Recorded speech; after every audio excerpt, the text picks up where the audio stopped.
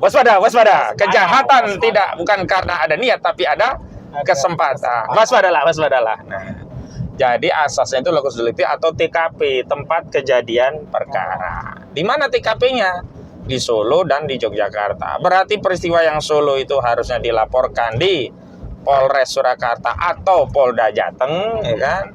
Kejadian TKP di UGM itu harusnya dilaporkan ke Polres Yogyakarta atau Polda DIY. Nah ini kenapa kok dilaporkan di Polres Jakarta Pusat? Nah, terus kemarin ada lagi laporan. Ini dari elemen yang mengatakan menamakan dirinya Peradi Bersatu. Iya. Ya, itu dilaporin di Mabes Polri. Tapi menariknya Mabes Polri menolak laporan itu dengan alasan bukan nggak perlu harus ke Mabes Polri, katanya silahkan dilaporkan ke Polres Jakarta Pusat dan Polres Jakarta Selatan. Nah, saya curiga. Dan yang dilaporkan Roy Suryonya, tidak terkait yang lain ya. Nggak tahu rinciannya. Tapi saya curiga begini. Kalau disebutkan Polres Jakarta Pusat dan Polres Jakarta Selatan, jangan-jangan yang dipersoalkan bukan saat pergi ke Solo. Tetapi saat Roy Suryo menjelaskan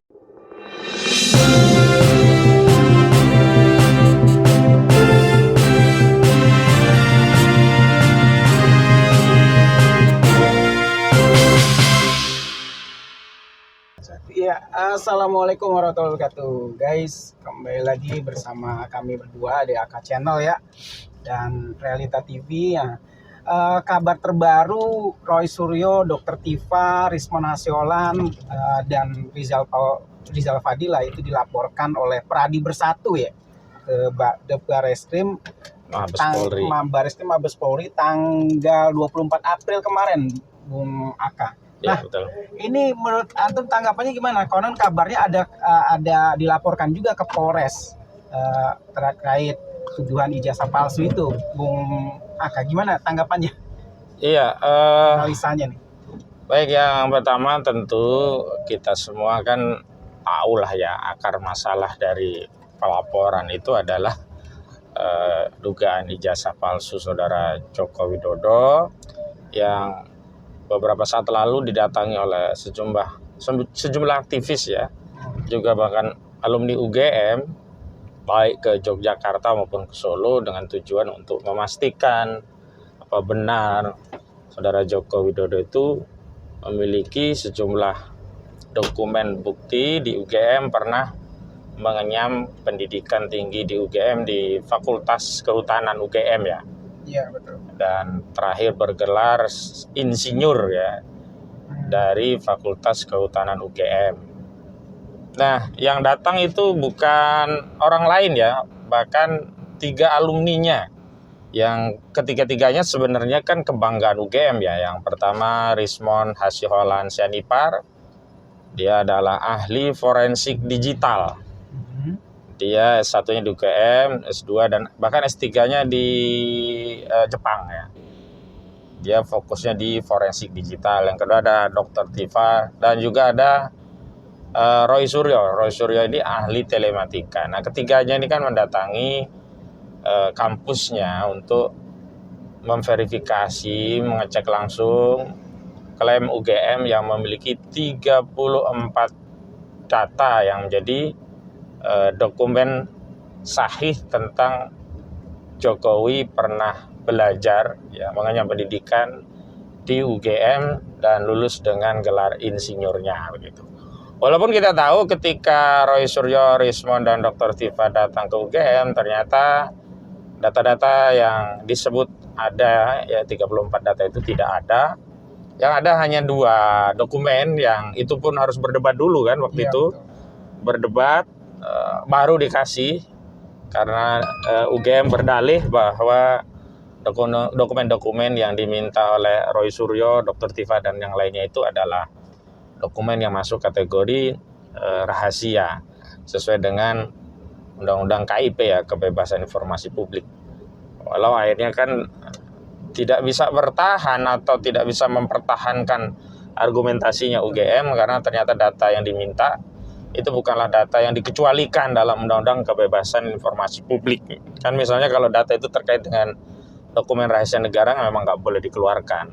Jadi itu berkaitan dengan kedaulatan negara. Misalkan data-data jumlah ya kekuatan senjata kita, data kepemilikan alutsista itu nggak boleh diungkap. Itu kan terkait pertahanan. Tapi kalau skripsi itu domainnya publik, apalagi Jokowi itu kan hari ini menjadi salah satu penasihat dewan Danantara kan, berarti kan pejabat publik gitu, sehingga menjadi hak publik untuk mendapatkan dokumen yang berkaitan dengan pejabat publik begitu. Nah, akhirnya kan dikeluarkan 2 dokumen. Yang pertama dokumen skripsinya Jokowi yang kemudian difoto oleh Roy Suryo. Yang kedua dokumen yang didalihkan oleh UGM sebagai skripsi temannya Jokowi, lulus juga tahun 85, yang di dalam skripsi itu memiliki kontur tulisannya hotnya ya, fontnya itu sama dengan punya Jokowi Time News Roman, mirip begitu, sehingga seolah-olah ya masalah Time News Roman tidak ditandatangani oleh dosen penguji dan yang lain itu bukan hanya ada di punya Jokowi, tapi juga ada di punya temannya Jokowi. Seolah-olah ini untuk menjadi bukti loh, ini loh bukan hanya punya Jokowi doang gitu. Nah, tapi ternyata dokumen pembandingnya tadi bukanlah dokumen skripsi, tapi baru ketahuan itu adalah tesis. Tesis itu S2 ya. Jadi alih-alih memperkuat argumentasi bahwa Jokowi itu adalah alumni UGM, tapi yang terjadi justru makin memperkuat ini ada semacam apa ya istilahnya, konspirasi ya, konspirasi di UGM untuk melindungi kesahihan ya Jokowi sebagai alumni UGM gitu.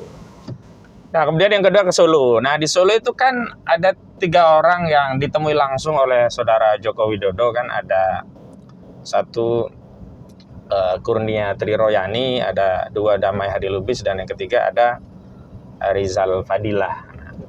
Ketiganya kan kalau sebelumnya menanyakan kepada kampus yang mengeluarkan ijazahnya Jokowi, ternyata 34 dokumen yang disebut sebagai bukti kesahihan Jokowi pernah berpendidikan atau mengenyam pendidikan dan lulus dari UGM ternyata tidak ada. Hanya ada 2 dokumen. 2 dokumen itu pun justru semakin diulas oleh Roy Suryo semakin bermasalah kan. Fotonya kan diulas juga di ILC kan, juga di iNews gitu kan. Nah, gitu. Jokowi justru pasang badan. Dia mengatakan begini, Anda tidak punya kewenangan untuk meminta ijazah saya untuk ditunjukkan, dan saya tidak punya kewajiban untuk menunjukkan ijazah saya kepada Anda. Tapi lucunya ternyata hari itu juga ada 11 awak media dikasih tahu. Dikasih tahu tapi tidak boleh difoto. Sebelum itu pula Jokowi dengan kuasa hukumnya konferensi pers dia menyatakan bahwa dia tidak akan menunjukkan ijazahnya kecuali atas perintah pengadilan. Ini kan menambah deret kebohongan Jokowi. Kalau memang atas perintah pengadilan yang bisa membuka ijazah itu, kenapa wartawan dikasih tahu gitu? Wartawan kan bukan perintah pengadilan gitu. Nah, intinya Jokowi terdesak lah. Dan terakhir Jokowi menyatakan akan membawa ke proses hukum karena dia merasa difitnah dan dicemarkan. Tahu-tahu Rabu yang lalu ada laporan polisi ke Polres Jakarta Pusat. Oh, itu dia. Iya, yang pertama itu atas nama Gerakan Pemuda Patriot Nusantara lah ya. Nggak tahu, sesuatu kalau terkait Nusantara itu rata-rata ngaco ya. Di PIK ada Majelis Ulama Nusantara dukungin Aguan ya, belain oligarki. Ada ada itu yang di ketuai Rofi'i itu, yang sekarang udah hilang itu. Iya. Barisan Nusantara ya, Kesatria Nusantara BKN. Ya, ini ada lagi ya, Pemuda Patriot Nusantara melaporkan Roy Suryo atas kegaduhan yang terjadi di Solo dan di Jogja. Aneh ini polisi Polres Jakarta Pusat.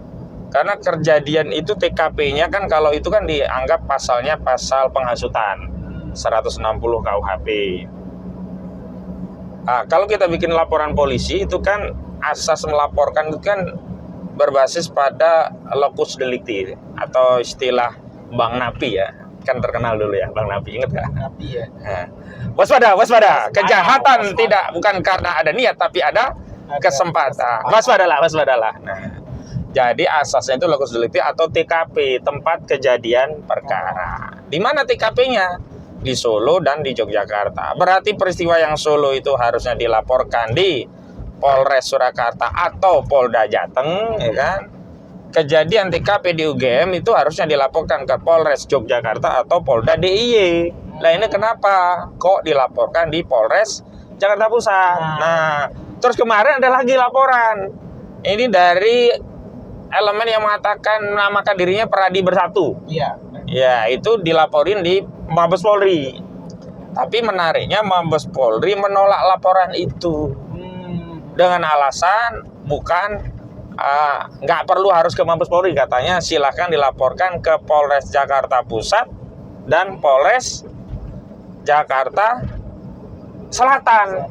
Nah saya curiga, dan yang dilaporkan Roy Suryonya, tidak terkait yang lain ya, nggak tahu rinciannya. Tapi saya curiga begini, kalau disebutkan Polres Jakarta Pusat dan Polres Jakarta Selatan, jangan-jangan yang dipersoalkan bukan saat pergi ke Solo, tetapi saat Roy Suryo menjelaskan masalah ijazah palsu itu dalam dua forum. Pertama forum catatan demokrasi atau rakyat yang di iNews itu ya.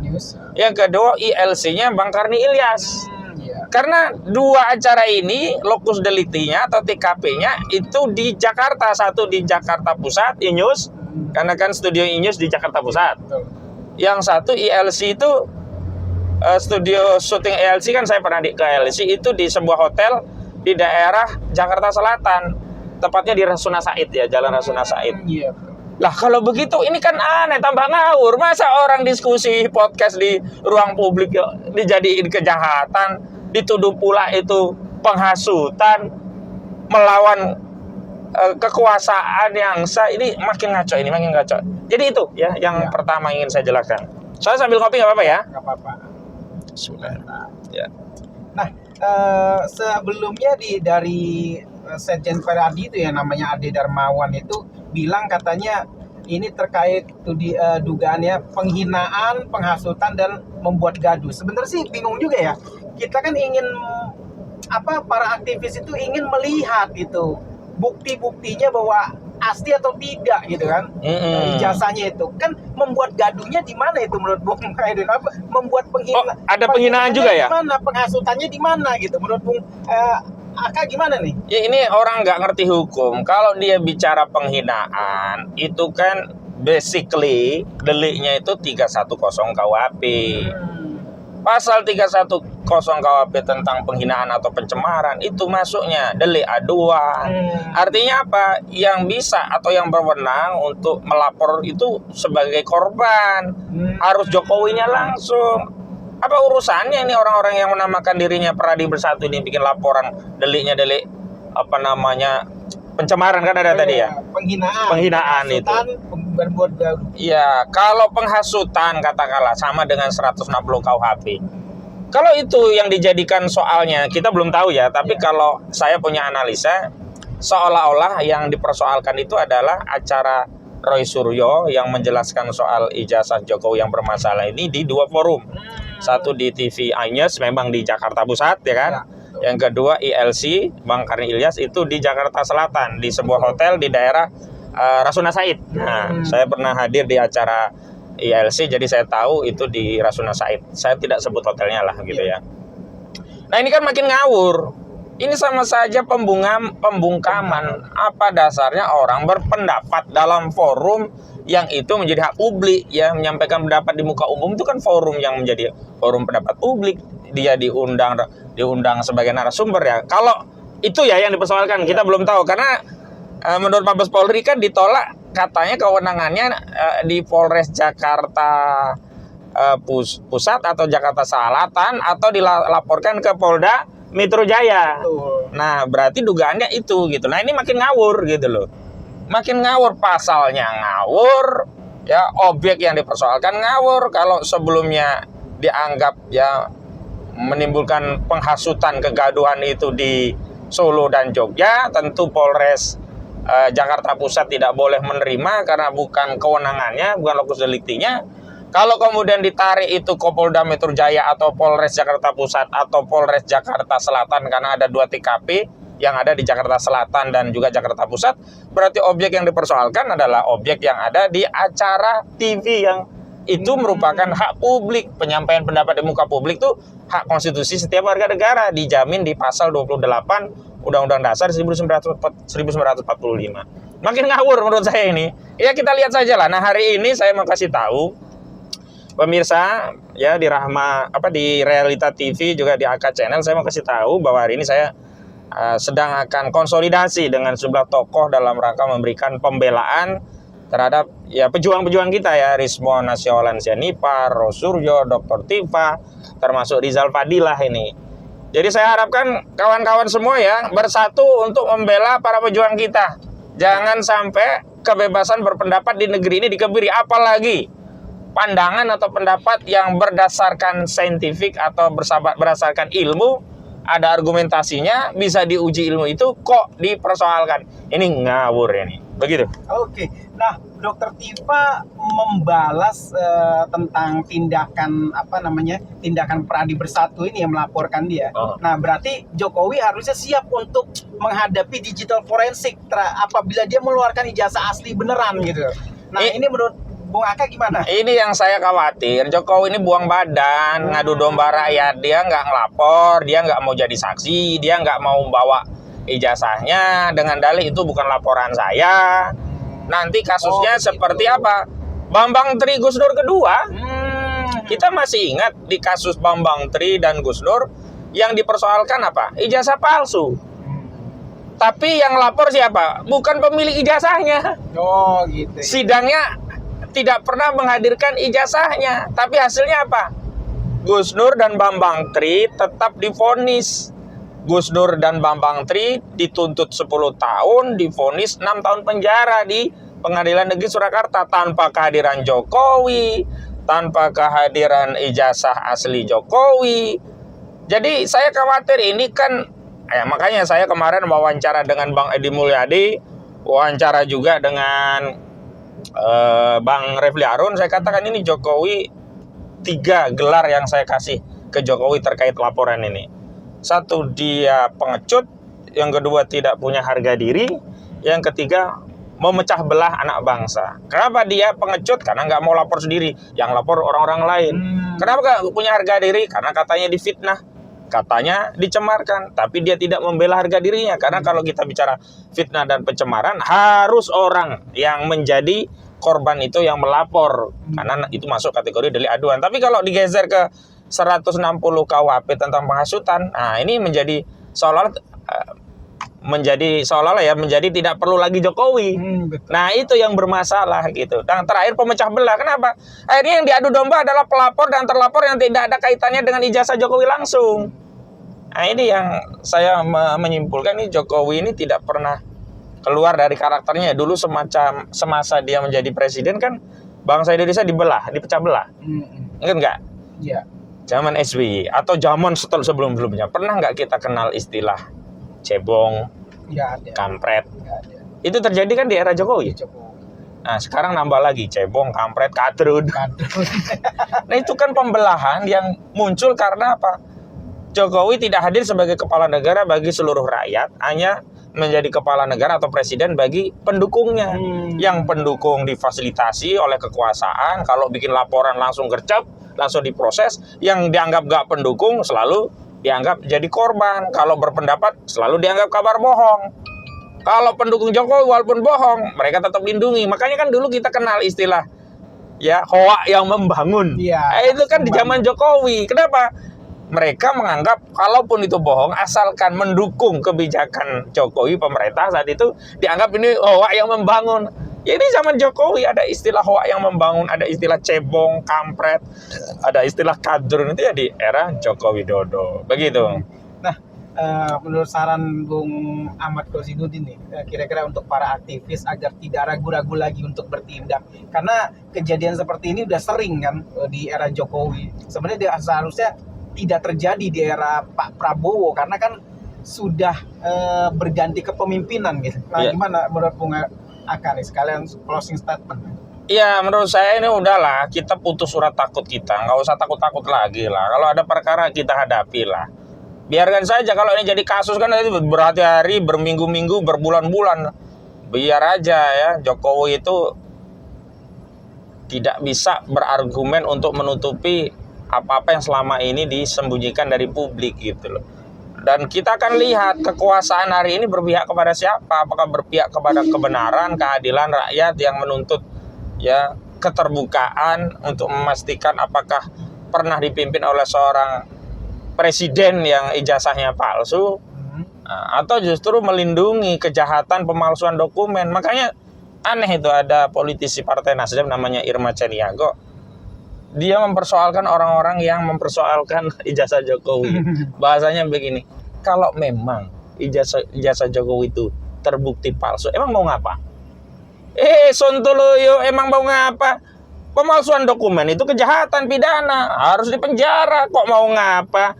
Kalau tidak dipenjara, orang jadi gampang nanti bikin ijazah palsu aja lah. Toh Jokowi aja nggak dipenjara. Ini bukan soal, misalnya sih seolah-olah ya, toh Jokowi udah lulus jadi presiden 2 periode, mau ngapain? Ini bukan terkait presiden 2 periodenya, ini kejahatan. Dan pasal 263, 266 KUHP itu belum dicabut, sampai hari ini masih berlaku. Bahkan di KUHP yang baru ya, masalah pemalsuan dokumen itu juga masuk kategori kejahatan gitu. Jadi nggak bisa kita anggap ini udahlah kita anggap selesai, nggak bisa. Nah, ada satu lagi, saya juga heran ya dengan statement kuasa hukum Jokowi ya, Yakub Hasibuan dan kawan-kawan. Dia mengatakan begini, mereka tidak mau menunjukkan ijazah asli Jokowi kepada masyarakat, khawatir akan menjadi presiden buruk. Seolah-olah, nanti masyarakat bisa maksa-maksa kemudian kita harus nunjukin ijazah aslinya. Lah ini keliru. Mana ada orang mengatakan orang menunjukkan ijazah asli kok presiden buruk. Justru yang menjadi presiden buruk itu kalau sampai ada kejahatan dibiarkan, tidak diproses, ada dugaan ijazah palsu, dibiarkan tidak proses, ini akan menjadi presiden buruk. Dan buruk juga buat Jokowi, selamanya dia akan dituduh presiden berijazah palsu. Justru kalau Jokowi menunjukkan ijazahnya, itu akan membersihkan reputasinya, harga dirinya, kehormatannya, dan juga membersihkan reputasi, harga diri dan kehormatan bangsa. Karena itu akan menjadi sejarah bangsa.